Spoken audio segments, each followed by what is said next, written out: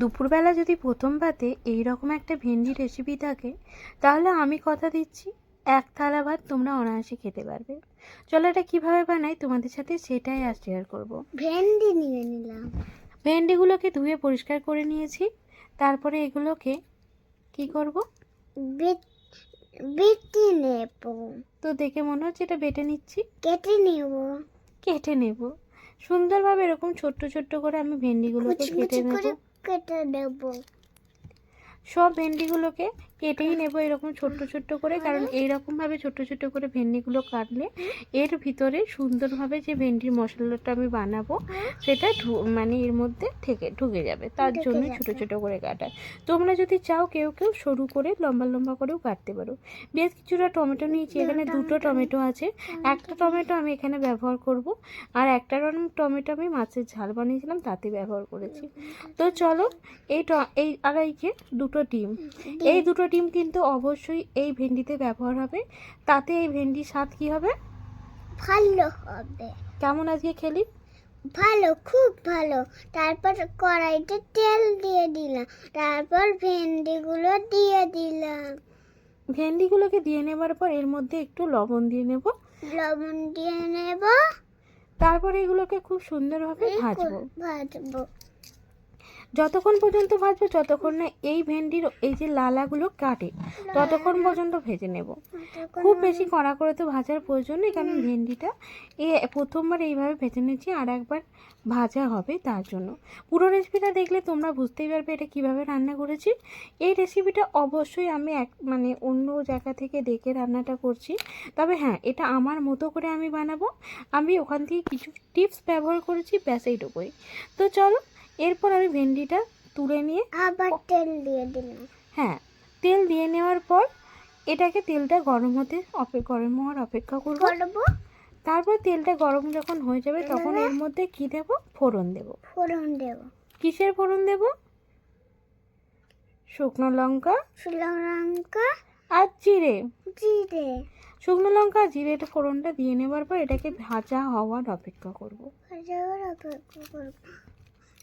খুব সুন্দরভাবে যখন ফোড়নটা ভাজা হয়ে যাবে তখন পেঁয়াজ দিয়ে দিলাম। পেঁয়াজ আর কাঁচা লঙ্কা কুচি দিয়ে নিয়েছি। পেঁয়াজ আর কাঁচা লঙ্কা কুচিটা দিয়ে নেওয়ার পর এটাকে খুব সুন্দরভাবে আমি ভেজে নেব।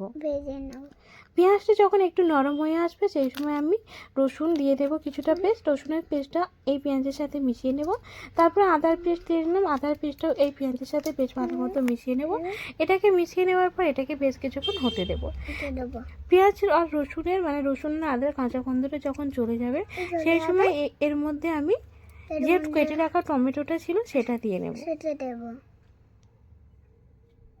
কথার উপর কথা দিচ্ছিস, এইভাবে এডিট করা হয়? তো দেখো পেঁয়াজটা কিন্তু নরম হয়ে এসছে। আমি এবার এই যে টমেটোগুলো দিয়ে দিলাম। একদম টমেটোটা দিয়ে নেবার পর এবার টমেটোটা মশলার সাথে মিশিয়ে নেব। তারপর টমেটোটা বেশ কিছুক্ষণ হতে দেবো। নরম হওয়ার অপেক্ষা করব। পেঁয়াজটা যখন দেখবো নরম হয়ে গেছে সেই সময় দুটো যে ডিম নিয়েছিলাম সেটা ফেটিয়ে রেখেছিলাম সেটাকে দিয়ে দেব। দিয়ে নিয়ে এই মশলার সাথে খুব ভালো মতো কষিয়ে নেব। তারপর ভেন্ডিটা দিয়ে দেব। তার আগে ভালো মতো কি করতে হবে? কষাতে হবে। তো চলো এরকমভাবে জমাট যখন বেঁধে যাবে তোমরা কিন্তু এর মধ্যে আমি কিছু মশলা ব্যবহার করব। তারপর হলুদ দিয়ে দিলাম। একদম হলুদ দিয়ে দিলাম। তারপরে এর মধ্যে আরেকটু ঝালের জন্য কি দেবো? লঙ্কাগুলো দিয়ে দিলাম। হ্যাঁ, এটা আমি নিয়ে খেলি। তারপরে এগুলোকে নিয়ে খুব সুন্দরভাবে মিশিয়ে নেবো, বেশ কিছুক্ষণ ধরে হতে দেবো। এইভাবে যখন একদম একটা একটা করে নেবো ডিমগুলোকে, কারণ না হলে দেখো পুরোটা ডিমের অমলেট হয়ে গেছে, তাই এরকম ঝুরি ভাজা করে নেবো ডিমটাকে পুরোটাই। এখানে কিন্তু আর কোনো তেল দেওয়ার কোনো প্রয়োজন নেই। এই তেল যে ডিমের ভিতরে যে তেলটা আছে সেটাই কিন্তু তাতেই কিন্তু রান্নাটা হয়ে আসবে। আমি এখানে দুটো জিনিস ব্যবহার করব। তার আগে ভেন্ডিটা দিয়ে দিলাম। ভেন্ডিটা দিয়ে নেওয়ার পর এটাকে আমি এই মশলার সাথে খুব সুন্দরভাবে মিশিয়ে নিয়েছি। এবার এটাকে ঢেকে দেব। গ্যাসের ফ্লেমটা একেবারে কমিয়ে দেব।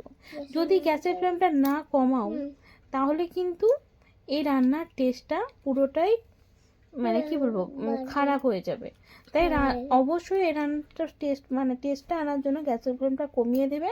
আর এই আমি একটু সবজি মশলা ব্যবহার করেছি, আর এখানে আর একটা জিনিস ব্যবহার করেছি, সেটা হচ্ছে কি বলতো, দেখবে এর পরের ইয়েতে দেখাচ্ছে কি দিয়েছি। তো তারপরে দেখো এরকমভাবে খুব সুন্দরভাবে ঢেকে ঢেকে ঢেকে কষাতে থাকবো যতক্ষণ না ভেন্ডিটা নরম হচ্ছে, সেই অপেক্ষাটাই কিন্তু করব। ভেন্ডি যত নরম হবে, মশলা তত মুছবে, রান্নার স্বাদ তত সুন্দর হবে। আর এই ম্যাগি মশলা ম্যাজিকের মতো কাজ করে এই রেসিপিতে। তোমরা যদি সবজি মশলাটা না দিয়েও থাকো, তবে তোমরা যদি ম্যাগি মশলাটা দাও, তাহলে আমি বলবো এই রান্নার যে স্বাদটা আসবে না, তোমরা একবার বানালে বারবার বানাবে। আর এখন তো ভেন্ডি উঠছে, এই সময় ভেন্ডি এইভাবে যদি কেউ কখনো খেয়ে না থাকো, তাহলে আমি বলবো একদিন অন্তত খেয়ে দেখো। আজকে আমি বানিয়েছিলাম, অসাধারণ হয়েছিল, অসাধারণ।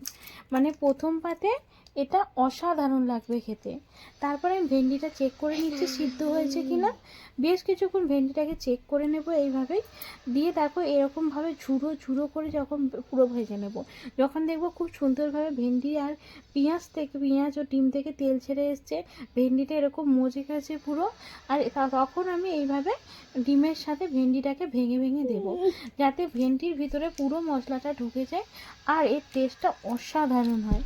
তো পুরো এইরকম হবে রান্নাটা। চলো পরিবেশন করে দেখাচ্ছি। ব্যাস এরকম লাল লাল হবে, নামিয়ে নেবে গরম গরম ভাতে, অসাধারণ লাগবে। কথা দিলাম, একবার বানিয়ে খেও, বারবার খেতে ইচ্ছা করবে। ধন্যবাদ। ধন্যবাদ ধন্যবাদ ধন্যবাদ ধন্যবাদ ধন্যবাদ গরম